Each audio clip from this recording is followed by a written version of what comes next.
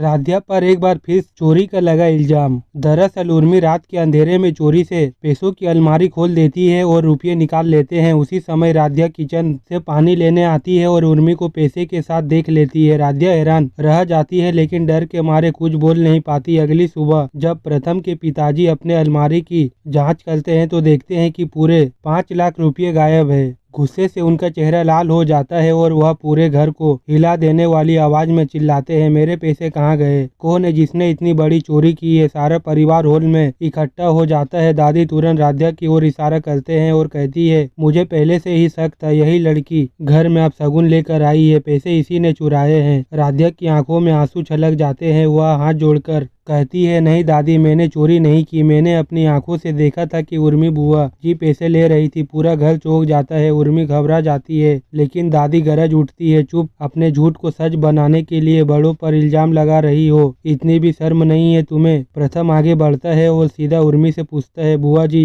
सच बताइए, क्या वाकई आपने पैसे लिए थे? उर्मी का चेहरा सफेद पड़ जाता है, उसका गला भर जाता है और आखिरकार आंसुओं के बीच निकल आता है, हाँ मैंने ही पैसे लिए थे। एक आदमी ने मुझसे शादी का वादा किया था। उसने कहा था कि पैसे दोगे तो वह बस इंतजाम कर देगा। उम्र निकल जाने के डर से मैंने उसे 5 लाख दे दिए लेकिन वह आदमी मुझे धोखा देकर भाग गया। पूरा घर सन्न रह जाता है। दादी गुस्से से उर्मी की ओर देखती है और कहती है, उर्मी शादी की जल्दी ने तुम्हें अंधा कर दिया, अपनी इज्जत तो गवाई ही, ऊपर से घर की भी इज्जत मिट्टी में मिलाई। उर्मी रोने लगती है। परिवार के बाकी लोग चुप हो जाते हैं लेकिन राध्या की मुश्किलें कम नहीं होती। दादी सबके सामने तंज कसती है, चोरी करने वाली तो उर्मी थी लेकिन झूठ इल्जाम लगाने वाली राध्या है। यह बहू हमें कहीं ही नहीं छोड़ेगी। राध्या की आंखों से आंसू बहने लगते हैं। अगले दिन सुबह प्रथम ऑफिस के लिए तैयार हो रहा होता है। राध्या प्यार से उसके कपड़े निकाल रही होती है और हाथ में जूस लेकर आती है। वह मुस्कुरा कर कहती है, प्रथम जी यह आपके कपड़े और जूस। लेकिन प्रथम झुंझला कर कहता है, राध्या मुझे तुम्हारी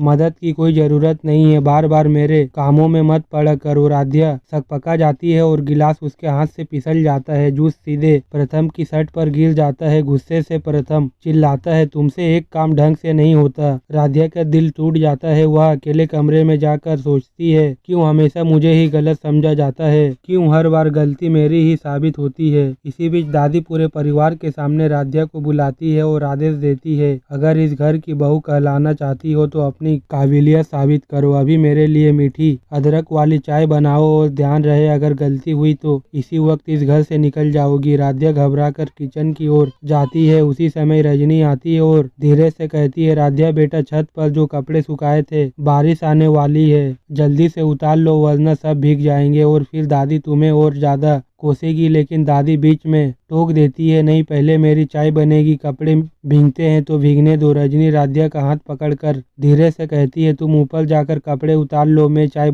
संभाल लूंगी। राध्या छत की ओर दौड़ जाती है लेकिन तभी दादी चुपके से किचन में आती है और चाय में नमक डाल देती है। उनके चेहरे पर चालाक मुस्कान फैल जाती है। वह मन ही मन कहती है, अब सबको पता चलेगा कि यह लड़की घर का एक छोटा सा काम भी ठीक से नहीं कर सकती है।